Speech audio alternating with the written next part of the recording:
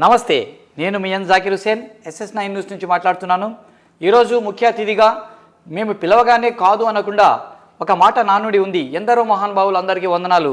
ఎందుకంటే అందరికీ కొన్ని చోట్ల రావాలనిపిస్తుంది, కొంతమందికి రాకూడదు అనిపిస్తుంది. ఎందుకంటే నేను అనేటటువంటిది కాస్త స్వార్థ గుణంతో ఉంటారు. కానీ ఒక వేరే ఛానల్ యాజమాన్యం కూడా ఈరోజు మేము పిలవగానే SS9 న్యూస్ ఛానల్కి వచ్చి సంపూర్తిగా ఆయన స్నేహభావంతో ఛానల్ అంటే కలిసిమెలిసి ఉండాలి, అందరూ ఏదైనా సరే భాగస్వామ్యంతో ముందుకు నడవాలనే ఆలోచనతో వచ్చినటువంటి మహానుభావుడు ఖలీఫతుల్లా బాషా గారు.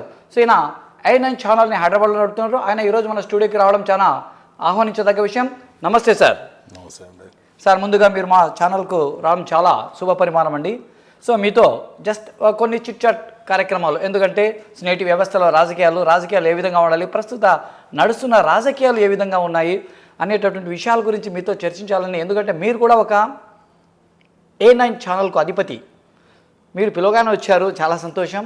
అటువంటి మీతో కొన్ని విషయాలు మాట్లాడాలనుకుంటున్నాను. దయచేసి మీరు మనస్ఫూర్తిగా ఎటువంటి మనసులో పెట్టుకోకుండా ఓపెన్గా, ఎందుకంటే ఒక పార్టీకి మీరు కూడా రాష్ట్ర స్థాయి క్యాడర్లో పనిచేశారు కాబట్టి మీతో కొన్ని భావాలు పంచుకోవడం వల్ల మీ మనసులో ఉన్నటువంటి వస్తే ప్రేక్షకులు కూడా చాలా బాగా ఆస్వాదిస్తారు. వాస్తవాలను మనం మాట్లాడుకోవాలని చెప్పి నేను కోరుకుంటున్నాను. సార్, నేటి రాజకీయ పరిస్థితుల మీద మీ యొక్క కామెంట్ ఏంటి? ముందుగా SS9 యాజమాన్యానికి, అలానే సిబ్బందికి, SS9 ప్రేక్షకులకి నా హృదయపూర్వక నమస్కారాలు. ఈరోజు SS9 యాజమాన్యంతో పాటు నా మిత్రుడైన సీనియర్ జర్నలిస్ట్ మన జాకిర్ హుసేన్ గారు పిలవగానే రావటం అనేది నేను ఒక మంచి ఐక్యతని చాటే ఒక శుభ పరిమాణం అని చెప్పి భావిస్తున్నాను. అలానే జాకిర్ హుసేన్ గారు ఈరోజు మన రాజకీయాల్లో ఒడిదొడుగులు ఎలా ఉన్నాయి, ప్రస్తుతం రాజకీయ పరిస్థితి ఏమిటని చెప్పి ఒక మంచి ప్రశ్న అడిగారు. నా వ్యక్తిగతంగా అయితే ఈరోజు భారతదేశంలో మరి చాలా అనూహ్య పరిమాణాలు నడుస్తూ హైట్రిక్ దశలో భారతీయ జనతా పార్టీ తరఫున ఎన్డీఏ కుటుంబంలో భాగస్వామ్యమైన మన నరేంద్ర మోడీ గారు మూడవసారి మరి ఆయన ప్రధానమంత్రిగా ప్రమాణ స్వీకారం చేయబోతున్నారు. అలానే మన ఆంధ్రప్రదేశ్లో కూడా ఒక సీనియర్ నేతగా 40 సంవత్సరాల అనుభవంతో 3 సార్లు ముఖ్యమంత్రిగా ఆయన ప్రజలకి ఈ రాష్ట్ర అభివృద్ధికి అనేక రకాలుగా మరి అభివృద్ధి బాటలో నడుపుతూ ఆయన మరొక మారు ఆయనకి మన తెలుగు ప్రజలందరూ కూడా మన నారా చంద్రబాబు నాయుడు గారికి, మన ఎన్డీఏ కుటుంబానికి అత్యధిక మెజార్టీతో ఎవరు ఊహించినంత ప్రపంచంలోనే మరి ఈరోజు ఆంధ్ర ప్రజలు ఇచ్చిన తీర్పు ఒక గర్వకారణంగా భావిస్తూ ఆయన నారా చంద్రబాబు నాయుడు గారు 4వసారి ముఖ్యమంత్రిగా పదవి బాధ్యతలు స్వీకరిస్తున్న దశలో ఎన్డీఏ కుటుంబం తరఫున నేను ఆయనకి ముందుగా హృదయపూర్వక శుభాకాంక్షలు అందజేసుకుంటున్నాను. సార్, మీరైతే 4వసారి ముఖ్యమంత్రిగా ప్రమాణ స్వీకారం చేస్తున్నటువంటి గౌరవనీయులైనటువంటి చంద్రబాబు నాయుడు ఎన్డీఏ తరఫున, అదేవిధంగా పవన్ కళ్యాణ్ గారు అయితేనేమి భారతీయ జనతా పార్టీ కూటమిగా ఏర్పడిన తర్వాత చాలా అత్యంత భారీ మెజార్టీ సాధించడం జరిగింది. చాలా శుభ పరిమాణం. ఈ యొక్క ఎలక్షన్ల గురించి కొన్ని కామెంట్స్ కూడా వస్తున్నాయి సార్. ఆ కామెంట్స్ గురించి మీరు ఏదైనా చెప్పగలరా, మీకు తెలిసి మీ అనుభవపూర్వకంగా? కామెంట్స్ అంటే ఎలాంటి కామెంట్స్? కామెంట్స్ అంటే ఇప్పుడు జగన్ గారు నేను ఎన్ని రకాలుగా SC, ST, BC, మైనారిటీ, కార్మిక, కర్షక, మహిళా వర్గానికి అన్ని రకాలుగా సహాయ సహకారాలు అందించిన, ఎన్నో పథకాలు వాళ్ళ దగ్గర తీసుకుపోయినా ఎందుకు నేను ఓడిపోయాను అని ఆయన మేధోమదనం చేసుకుంటూ చాలా ఇబ్బంది పడుతూ ఏదో జరిగింది అంటున్నాడు. ఆ ఏదో జరిగింది అనేటటువంటి దగ్గర పూర్తి స్థాయి బయటికి రానివ్వకుండా మాట్లాడుతున్నారు. దీని మీద పూర్తి స్థాయి భారతీయ జనతా పార్టీ నాయకత్వంలో మీరు ఒకప్పుడు పనిచేశారు. ఇప్పుడు అన్ని పార్టీలతో కలుపుకొని మీరు స్నేహభావపూర్వకంతో వెళ్తూ ఉంటారు. ఎందుకంటే భారతీయ జనతా పార్టీలో పనిచేసిన ఖలీఫతుల్లా బాషా అనగానే చిన్న పెద్ద తారతమ్యం లేకుండా, కులమత వర్గాల తారతమ్యం లేకుండా అందరిలో కలుస్తుంటారు. కాబట్టి మీ ఆలోచన విధానం ఏదైనా జరిగిందా? ఎందుకంటే నేను అన్ని తక్కువ ఓట్లతో, అన్ని తక్కువ సీట్లతో సో ఓడిపోవడానికి లేదు అనే విధంగా జగన్ కానీ ఆ పార్టీకి సంబంధించిన ప్రముఖులు కానీ పేర్కొంటున్నారు. దీని మీద మీ కామెంట్ ఏంటి? వాస్తవంగా 2014లో మన ఆంధ్రప్రదేశ్ బైబ్రికేషన్ అయిన దశలో మనం ఆ రోజు ముఖ్యమంత్రిగా బైబ్రికేషన్ అయిన మొట్టమొదటి ఆంధ్రప్రదేశ్ ముఖ్యమంత్రిగా నారా చంద్రబాబు నాయుడు గారిని బీజేపీ కుటుంబంతో ఆ రోజు కూడా అలయన్స్తో మరి ప్రభుత్వాన్ని ఏర్పాటు చేశారు. వాస్తవంగా ఆయన 2014 నుంచి 2019 వరకు ఆయన ప్రయత్నం ఎక్కడ కూడా లోపం లేకుండా మరి ఆయన ముందంజలో వెళ్ళటం జరిగింది. అయితే ఆ రోజు కేంద్రంలో ఉన్న నరేంద్ర మోడీ గారి ప్రభుత్వం కూడా మరి ఈ ఆంధ్రప్రదేశ్కి అనేక మార్లు మిగతా రాష్ట్రాల కన్నా ఈ రాష్ట్రానికి ఎక్కువ నిధులు ఇచ్చి మరి సంక్షేమ పదాలు కూడా ఎక్కువగా కల్పించి మరి అవకాశం ఇస్తూ అండగా నిలబడ్డారు. ఆ రోజు మన వైఎస్ఆర్సిపి అధినేత అయిన జగన్ గారు 2019లో ఆయన నాకు ఒక్కసారి అవకాశం ఇవ్వండి అని చెప్పి ప్రజల వద్దకు పాదయాత్ర మొదలుపెట్టారు. ఆ పాదయాత్రలో ఆయన నవరత్నాలు అందిస్తామని చెప్పి ఆయన ప్రజల్ని నమ్మించారు. నేను ఈ రాష్ట్ర అభివృద్ధిని ముందడుగులో తీసుకెళ్తాను, ఒక దశలో స్పెషల్ ప్యాకేజీ కాదు స్పెషల్ స్టేటస్ తీసుకొస్తామని చెప్పి ప్రజలను నమ్మించారు. మరి గతంలో బీజేపీ ప్రభుత్వం స్పెషల్ స్టేటస్ ఎందుకు ఇవ్వలేదు అనే దానికి కూడా కొంత విమర్శలు ఉన్నాయి జగన్ గారు. మరి దీని గురించి ఏంటంటే స్పెషల్ స్టేటస్ కన్నా ఆ రోజు ఉన్న రాష్ట్ర ఆర్థిక పరిస్థితుల ప్రభావం వల్ల మరి స్పెషల్ ప్యాకేజీ ఇస్తే మనం ఆర్థికంగా నిలదొక్కుతాము అని చెప్పి ఒక మంచి మనసుతో ఆ రోజు ఉన్న నారా చంద్రబాబు నాయుడు గారు ముఖ్యమంత్రి హోదాలో ఆయన కోరవడం జరిగింది. ప్రతిపక్ష నాయకుడుగా జగన్ గారు కూడా మరి మన ఆర్థిక పరిస్థితి ప్రభావం వల్ల మనం స్పెషల్ ప్యాకేజ్ తీసుకోమని చెప్పి ఆయన కూడా మద్దతు ఇవ్వడం జరిగింది. తర్వాత జరిగిన ఈ 2019 ఎన్నికల ప్రచారంలో ఆయన పాదయాత్ర పెడుతూ జనాలకు వెళ్ళాడు, ఒక్కసారి అవకాశం ఇవ్వండి నాకు, రాజశేఖర రెడ్డి బిడ్డగా నేను ఈ రాష్ట్ర అభివృద్ధికి నేను తోడ్పాటు చేస్తాను, కులమతాలకు అతీతంగా నేను పరిపాలన చేస్తానని చెప్పి నమ్మబలికారు. ఆ నమ్మకాన్ని ప్రజలు కూడా ఏంటంటే ఒక్కసారి యువకుడు ఒకసారి అవకాశం ఇద్దామని చెప్పి జగన్ గారికి 2019లో అత్యధిక మెజారిటీతో 151 సీట్లతో ఎవరు ఊహించిన రీతిలో మరి ఆయనకి అవకాశం ఇచ్చారు. అయితే ఆయన తొలి ముఖ్యమంత్రి ప్రమాణ స్వీకారం చేసిన వద్ద నుంచి కూడా మరి ప్రజలకి ఏం చేశారు అనేది పక్కన పెడితే గతంలో ప్రభుత్వం చేసిన ప్రతిదానికి కూడా ఆయన అడ్డు తగులుతూ దాన్ని వీలైనంత వరకు వాళ్ళు చేసిన అభివృద్ధికి ఏంది దాంట్లో మన రాజధాని అమరావతి రాజధానిని పక్కన పెట్టారు. అలానే కొన్ని ఉన్నాయి, ప్రజా దర్బారు ప్రజావేదిక అని చెప్పి ఒక నారా చంద్రబాబు నాయుడు గారి టైంలో ఆయన ఏర్పాటు జరిగింది, అది కూడా ఈయన వచ్చి రాగానే అది కోల్దోశారు. ఇలాంటి కొన్ని ఆయన నారా చంద్రబాబు నాయుడు గారు ఏమైతే ప్రజల కోసం చేయాలనుకుని ఆయన చేశారో అవన్నీ కూడా ఇప్పుడు అన్నా క్యాంటీన్ కానీ ఇవన్నీ కూడా ఆయన అవన్నీ పక్కన పెట్టి ఈయన దీంతో ప్రయాణం అయ్యారు. ఏది నవరత్నాలు తీసుకొని ప్రయాణం అయ్యారు. ఈ నవరత్నాలలో వాస్తవంగా ప్రజలకి వ్యక్తిగతంగా నేను అనుకోవడం ఏంటంటే సోమారిపోతులు చేశారనేది నా వ్యక్తి. అది మీరు ఎలా చెప్తారు సార్ సోమారిపోతులు చేశారంటే? ఎందుకంటే ప్రభుత్వం అంటే ప్రజాధనంతో ఆయన ఖచ్చితంగా డెవలప్మెంట్, ఎందుకంటే అందరినీ గౌరవమైనటువంటి స్థానంలో బతకాలి, నిరుపేదలు కూడా. సో ఎస్సీ ఎస్టీ బీసీ మైనార్టీలలో ఉన్నటువంటి నిరుపేదలు సో మంచి గౌరవప్రదంగా జీవితం జీవించాలి అంటే వాళ్ళ వరకు పథకాలు చేర్చాలి. ఇది ప్రభుత్వ పాలనలో పథకాలు అనేటువంటి ఒక భాగము అనే విధంగా చెప్పడమే జరిగింది. అంతేకాక మీరు ఒక మాట అన్నారు ఇంతకుముందు, సో రాజధాని విషయంలో ఆయన ఏమన్నాడంటే 3 ప్రాంతాలు రాయలసీమ, ఉత్తరాంధ్ర, అదేవిధంగా కృష్ణ, ఈ డిస్ట్రిక్ట్స్ మొత్తం డెవలప్మెంట్ కావాలంటే అన్ని ప్రాంతాలను డెవలప్మెంట్ చేద్దాము, ఒక్కొక్క ఏరియా ఒకటి ఐటీ హబ్ అయితే ఇంకోటి పరిపాలన అయితే ఇంకోసట పారిశ్రామికంగా డెవలప్ చేద్దామనే విధంగా ఆయన మాట్లాడడం జరిగింది.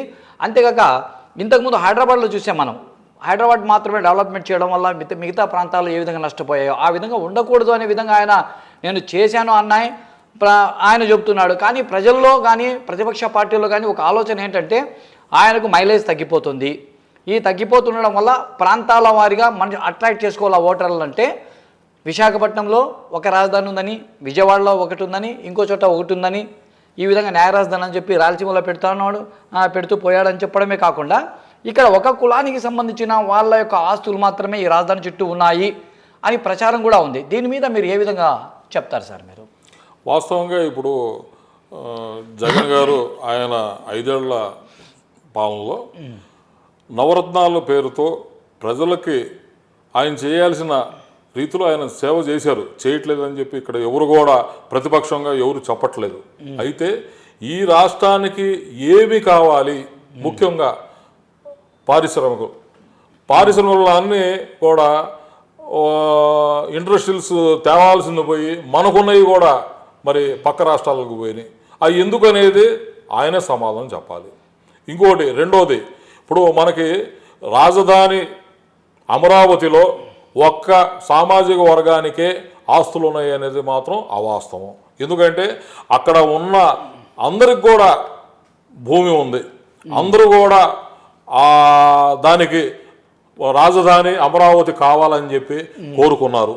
దాంట్లో భాగంగా ఆ రోజు బిల్లు పెట్టేటప్పుడు, మరి శాసనసభలో బిల్లు పెట్టేటప్పుడు ప్రతిపక్ష నాయకుడు హోదాలో జగన్ గారు కూడా అమరావతి రాజధానికి ఆయన ఒప్పుకొని లెటర్ ఇవ్వడం జరిగింది. మరి అలాంటి దశలో మరి అమరావతిని కాదని చెప్పి 3 రాజధానులు చేయటానికి ఆయన సంకల్పం మొదలుపెట్టారు. అది మేము మాత్రం నా వ్యక్తిగతంగా అది ఒక వ్యతిరేకత, ఒక సామాజిక వర్గం మీద వ్యతిరేకత భావంతో ఆయన చేశాడని చెప్పి నా వ్యక్తిగత అభిప్రాయం. అంటే మీరు వ్యక్తిగతంగా ఒక సామాజిక వర్గం మీద ఎక్కడ ఆస్తులన్నీ అక్కడే ఉన్నాయి, వాళ్ళు ఎందుకు డెవలప్మెంట్ కావాలనే ఆలోచన ఉంది అని మీరు అంటారా? మీరు చెప్పే మాటలు అదే విధంగా ఉంది సార్. వ్యక్తిగతంగా అంటే ఒకటి ఎందుకంటే ఎక్కడ సార్ ఆ రోజు ఈ బిల్ పాస్ అయిన తర్వాత రాజధాని ఖచ్చితంగా అక్కడ అంటే ఒప్పుకున్నాడు, ఆయన కూడా ఒప్పుకోవడం జరిగింది. అన్ని రంగాలలో కూడా దానికి సంబంధించిన ప్యాకేజ్ కూడా వచ్చేసింది. ఆయన ఎందుకు అక్కడి నుంచి తీసివేయాలనే ఆలోచన వచ్చింది అనేటటువంటిది ఇప్పటికీ అంతు చిక్కని ప్రశ్న. దానివల్ల ఈరోజు చాలా ఆయన ప్రభుత్వమే కూలిపోయేటటువంటి పరిస్థితులు వచ్చాయేమో అనిపిస్తుంది. మీరేమంటారు? అది వాస్తవంగా ఇప్పుడు ఆయన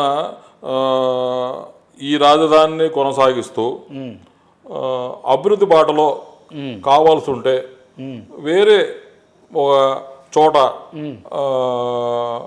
పారిశ్రామిక క్యాడర్ని ఏర్పాటు చేయవచ్చు.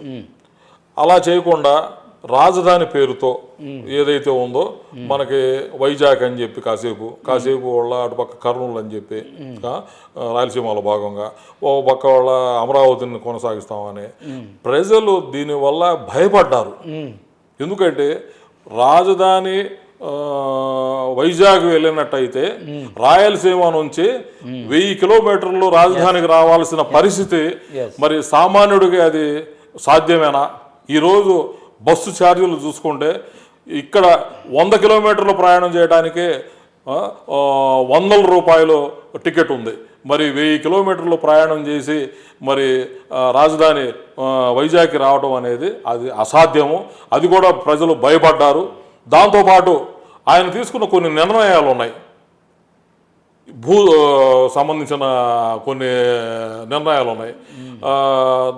దాంతోపాటు ఆయన రకరకాలుగా వాళ్ళ మంత్రులు ఉన్నారు, వాళ్ళ మంత్రులు కూడా ఆయన్ని పక్కదోవ పట్టించారు అని నేను భావిస్తున్నా. ఎందుకంటే వాళ్ళ మంత్రులు కూడా సరైన సమాచారము ప్రజలకు ఏం కావాలి అని వాళ్ళు చెప్పలేకపోయారు.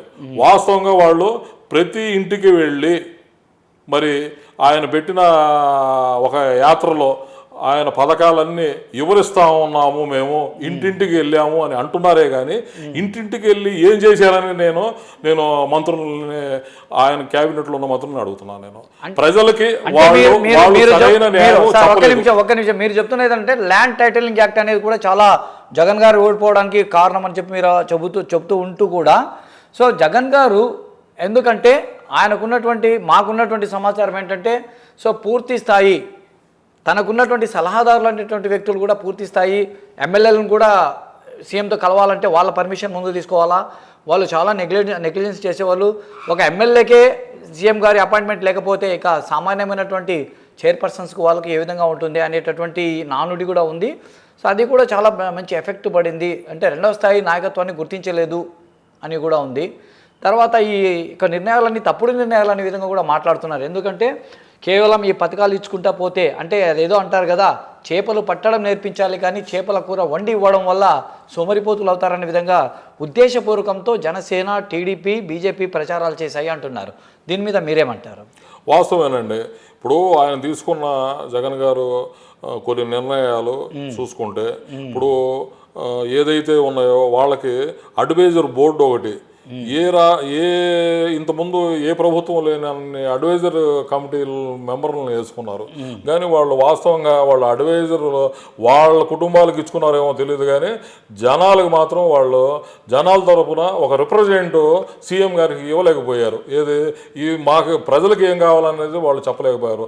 లక్షల రూపాయలు నెలకి జీతాలు తీసుకుంటూ క్యాబినెట్ హోదాలు తీసుకుంటూ మరి ప్రయాణం అయ్యి సోకులతో ప్రయాణం చేశారే కానీ ప్రజల కోసం వాళ్ళని న్యాయం చేయలేదు. ఆ ఎఫెక్ట్ జగన్ గారి ప్రభుత్వం మీద ఖచ్చితంగా పడింది.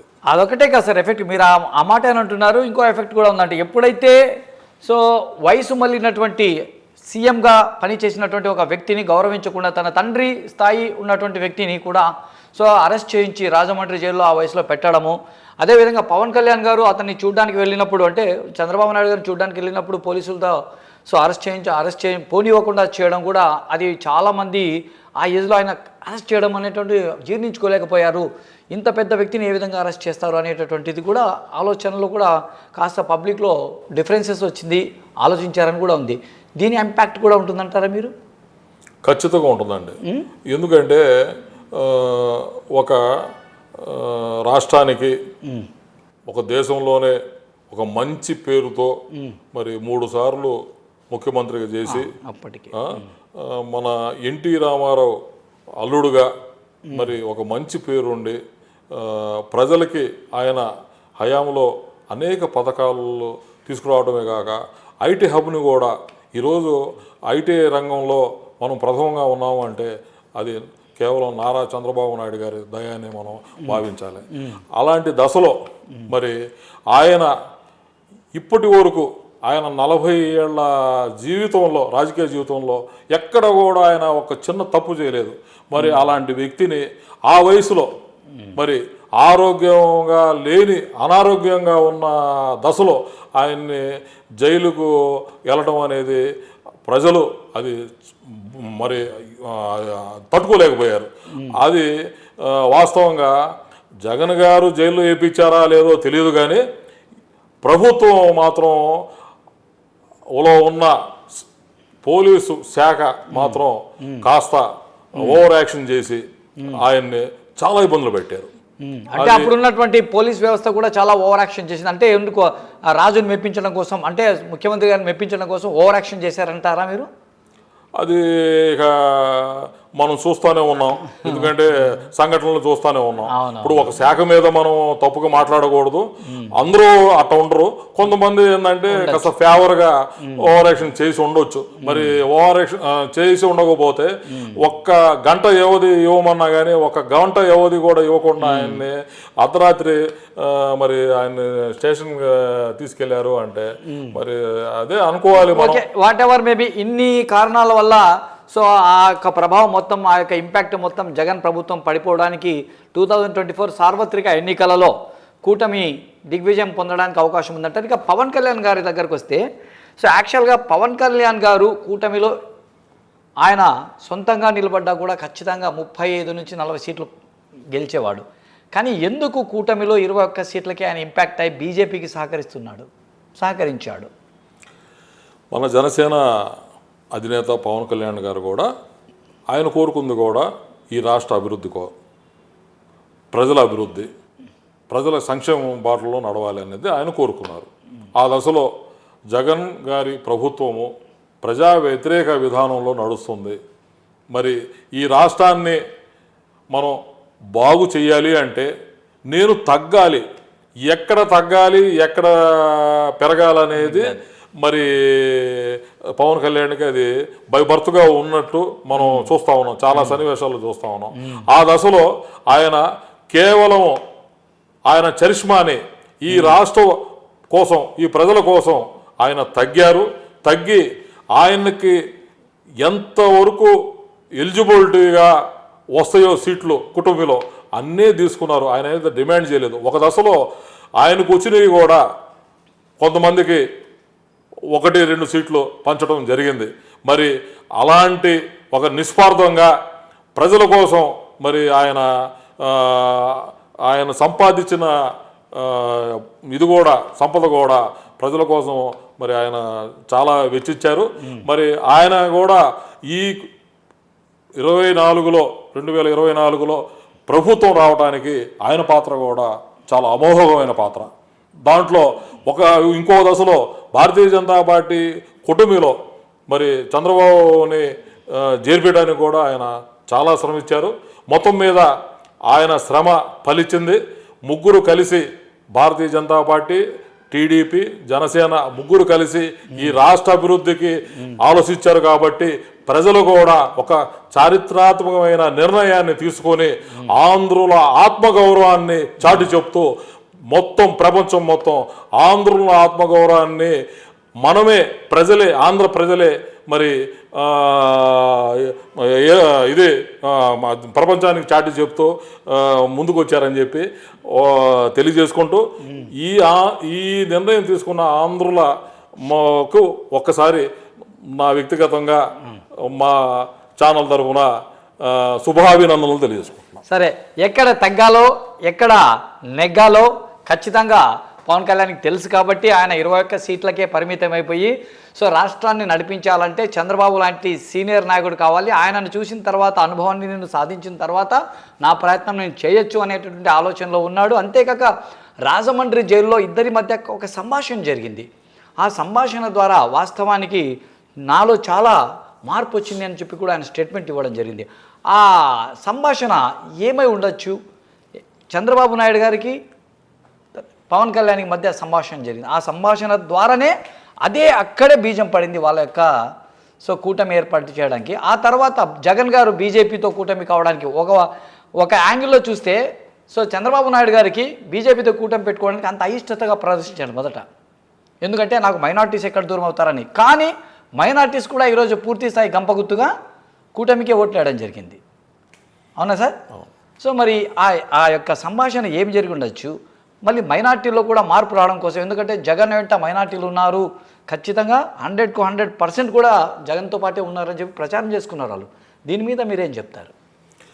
వాస్తవంగా ఏంటంటే ఆ రూమ్లో జరిగిన వాళ్ళిద్దరి మధ్య సంభాషణ ఆ దేవుడు తెలుసు, కానీ మిగతా వాళ్ళకి ఎవరికి తెలియదండి. నా వ్యక్తిగత ఆలోచన అయితే వాళ్ళిద్దరి మధ్య జరిగిన సంభాషణలో ఆయనకు జరిగిన అన్యాయాన్ని పవన్ కళ్యాణ్ గారు చూడలేకపోయారు. అంత సీనియర్ పర్సను ఈ రాష్ట్ర అభివృద్ధి కోసం ఉమ్మడి రాష్ట్రంలో అటు బైబ్రికేషన్ అయిన తర్వాత కూడా ఆయన రాష్ట్ర అభివృద్ధి కోసం నిరంతరం కృషి చేసే ఒక మంచి నేతని ఈరోజు అరెస్ట్ చేసి జైల్లో పెట్టడం, అదిగాక ఆ సెంట్రల్ జైలు రాజమండ్రిలో ఆయనే ప్రారంభించిన జైల్లో ఆయన్నే తీసుకెళ్ళి వేయడం ఆయన చూడలేకపోయారు. అది ఆయన ఆ బాధతో నిర్ణయం అప్పటికప్పుడు తీసుకొని మరి మేము చంద్రబాబుకి మద్దతు ఇస్తాను, ఆయనకు తోడుగా నిలబడతాను అని చెప్పి చెప్పటం నిజంగా ఈ ఆంధ్ర రాష్ట్ర ప్రజలు చేసుకున్న అదృష్టంగా నేనైతే భావిస్తున్నాను. ఎస్, మీరు చెప్తున్నది వాస్తవమే. ఎందుకంటే చంద్రబాబు నాయుడు గారు అసెంబ్లీ సెషన్స్లో ఒకసారి ఆయనకు చాలా అవమానపరిచారు. ప్రతి ఒక్కరు లాస్ట్కి ఒక ఎమ్మెల్యే స్థాయి అధికారి కూడా గెట్ అవుట్ ఫ్రమ్ హౌస్ అని చెప్పడం జరిగింది. అప్పుడు చంద్రబాబు నాయుడు గారు ఒక ఛాలెంజ్ చేశారు. మీరు చూసారు ఆ వీడియో? ఏం చేశారు? నాకు ఇంత అవమానపరిచారు, కనీసం జగన్ అనేటటువంటి ముఖ్యమంత్రి స్థాయిలో ఉన్నటువంటి వ్యక్తి, అధ్యక్ష స్థానంలో ఉన్నటువంటి సీతారాం గారు కనీసం వాళ్ళని వారించలేకపోయారు. నేను తిరిగి మళ్ళీ అంటూ ఈ అసెంబ్లీలో కాలు పడితే ముఖ్యమంత్రిగానే వస్తానని చెప్పి ఛాలెంజ్ చేశారు. అదేవిధంగా ఈరోజు గెలిచి ఆయన సింహంలా సో అసెంబ్లీలో త్వరలో కాలు పెట్టబోతున్నారు. సో అది ఒక కారణము. ఇక పవన్ కళ్యాణ్ గారికి పూర్తి స్థాయి ప్యాకేజ్ స్టార్ అని ముద్ర వేయడమే కాకుండా సో బీజేపీతో చాలా డబ్బు తీసుకున్నాడు అన్నా కూడా ఎన్ని రకాలుగా అవమానాలు చేసినా చివరికి ఫైనల్గా వ్యక్తిగత విషయాలు, భార్యల విషయాలు కూడా, ఇంటి విషయాలు కూడా మాట్లాడడం జరిగింది. అదేవిధంగా బాలకృష్ణ గారిని కూడా సో ఇంటి విషయాలు మాట్లాడి కామెంట్లు చేయడం జరిగింది. సో వ్యక్తిగత విషయాలను సైతం కూడా ఇన్ని వాళ్ళు ఒక బాణాలు సంధిస్తున్నా కానీ బెదరక అదరక వాళ్ళు ఏం చేయాలో అదే చేశారు. ఈరోజు రాజ్యాధికారాలు చేపడుతున్నారు. కానీ దీని మీద మీ కామెంట్ ఏంటి? జాకిర్ హుసేన్ గారు చాలా సుదీర్ఘంగా మరి చెప్పారు.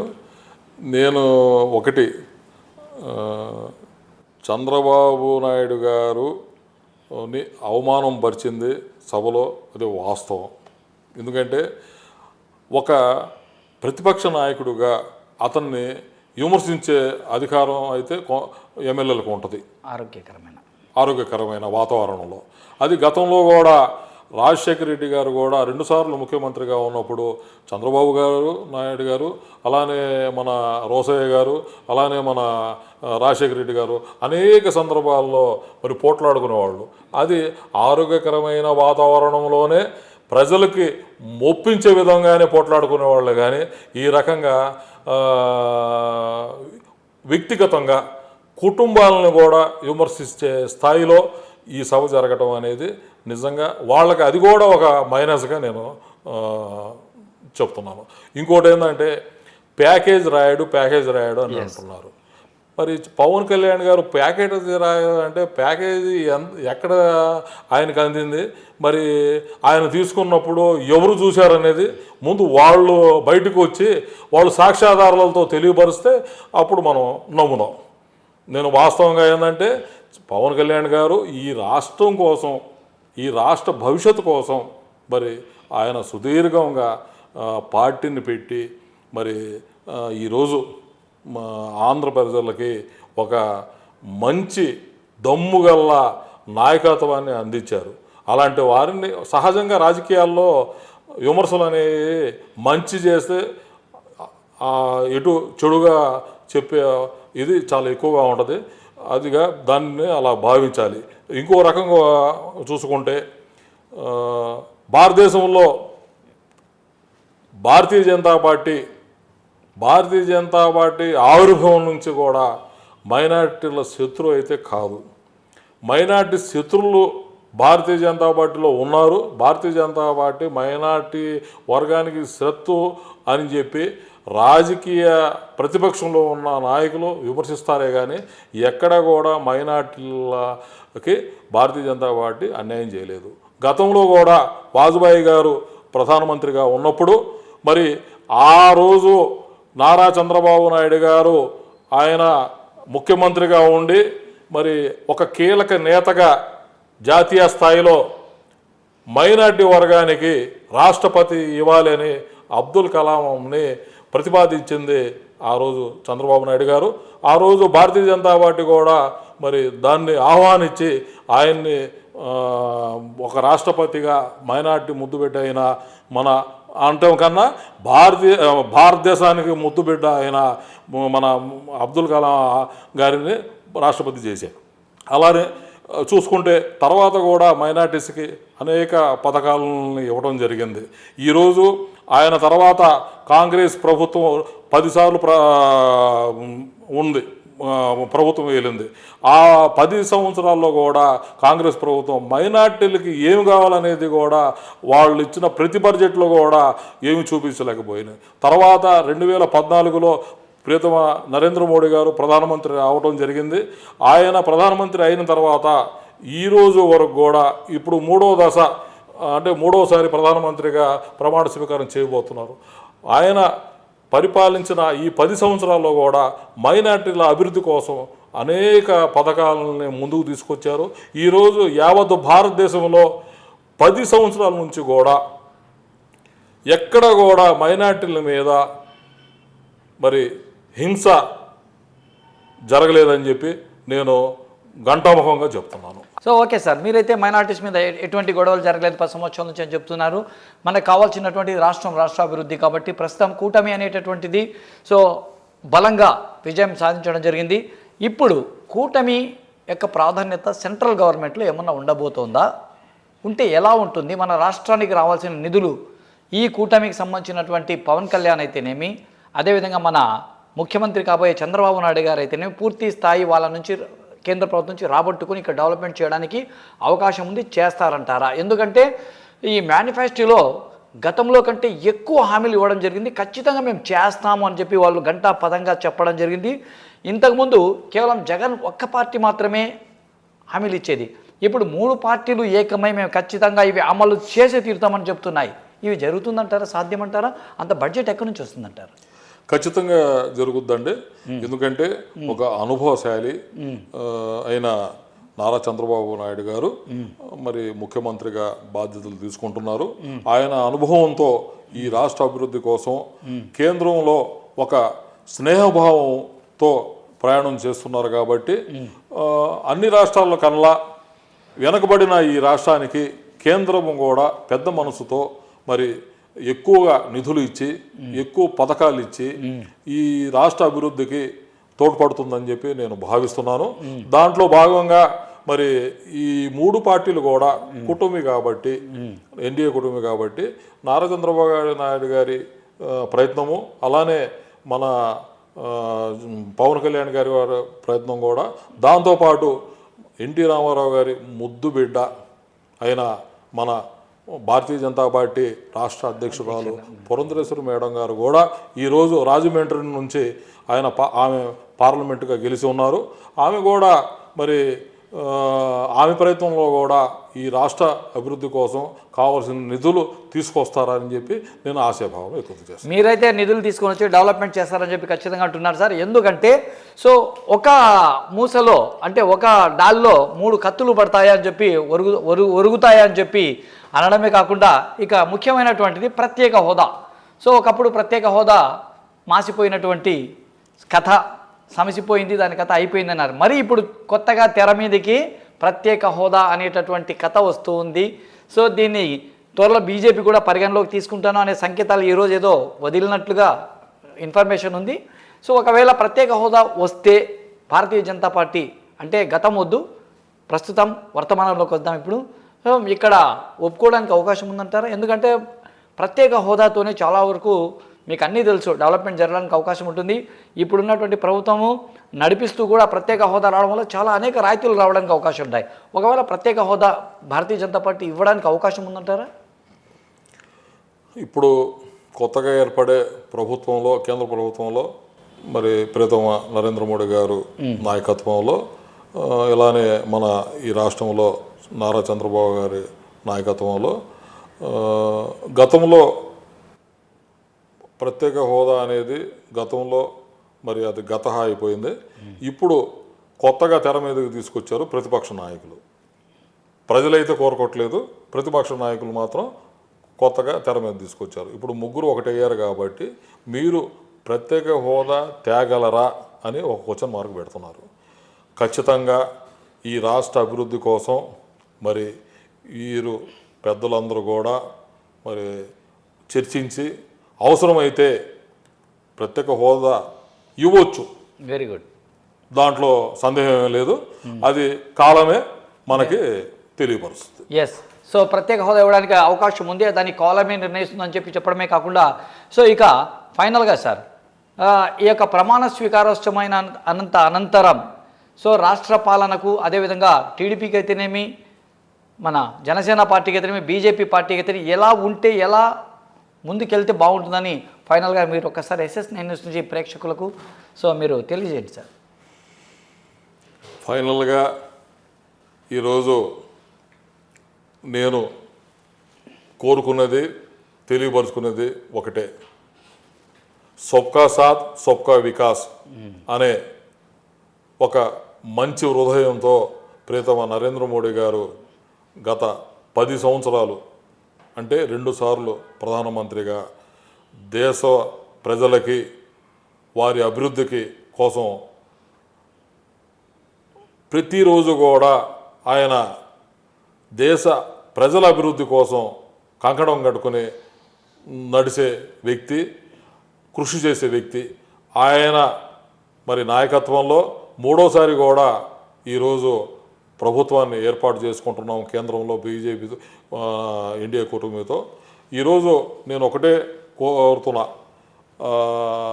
ప్రజలందరికీ వినియోగించుకుంటున్నా, ఎప్పుడైనా కానీ ఒక సమస్య వచ్చినప్పుడు మనం అందరం కూడా ఒకటైతే ఈరోజు 2024లో ఆంధ్రప్రదేశ్ ప్రజలు ఒకటిగా మారి సంచలనాత్మకమైన చారిత్రాత్మకమైన నిర్ణయంతో అత్యధిక సీట్లని మరి ఒక వేదికగా చేసిన ఈ ఐక్యత ప్రతి విషయంలో కూడా ఉండాలని చెప్పి నేను కోరుకుంటున్నాను. దాంతోపాటు మరి సబ్కా సాత్ సబ్కా వికాస్ అనే ఒక మంచి హృదయంతో నడిచే ప్రియతమ ప్రధాని నరేంద్ర మోడీ గారు ఈ రాష్ట్ర అభివృద్ధి కోసం ఆయన అనేక మార్లు ఆయన ఆలోచించి ఆయన పెద్ద చెయ్యి మన అన్ని రాష్ట్రాల కన్నా పెద్ద చెయ్యి ఇచ్చి మరి ఆదుకుంటారని చెప్పి నేను భావిస్తున్నాను. అలానే ఈ దేశంలో కుల మతాలకు అతీతంగా ఈరోజు మూడోసారి హైట్రిక్గా ప్రధాని ప్రియతమ నరేంద్ర మోడీ గారు ప్రమాణ స్వీకారం చేయబోతున్నారు. ఇప్పుడు ఈ 5 సంవత్సరాలు కూడా కుల మతాలకు అతీతంగా మరి ఆయన పరిపాలన ఉంటుందని, అవినీతి పరిపాలన దిశగా ప్రయాణం చేస్తుందని చెప్పి అన్ని రాష్ట్రాల అభివృద్ధితో పాటు ఆంధ్రప్రదేశ్ కూడా అభివృద్ధి బాటలు నడుపుతారని చెప్పి నాకు నమ్మకం ఉంది. అలా ప్రజలకు కూడా నేను తెలియపరుచుకుంటూ ఈ అవకాశం ఇచ్చిన మన SSN-9 యాజమాన్యానికి, సిబ్బందికి, మన సోదరుడు మన జాకీర్ హుసేన్ గారికి, SSN-9 ప్రేక్షకులకి మరోసారి ధన్యవాదాలు తెలియజేసుకుంటూ సెలవు తీసుకుంటాం. సబ్కా సాత్ సబ్కా వికాస్ అనే విధంగా సో ఖలీఫతుల్లా బాషా గారు మాట్లాడడం జరిగింది. ఖచ్చితంగా ఏది ఏమైనా సరే రాష్ట్రానికి అభివృద్ధి మాత్రమే కావాలి. అభివృద్ధి చేసే ఏ పార్టీ అయినా సరే ప్రజలు ఆహ్వానిస్తారు.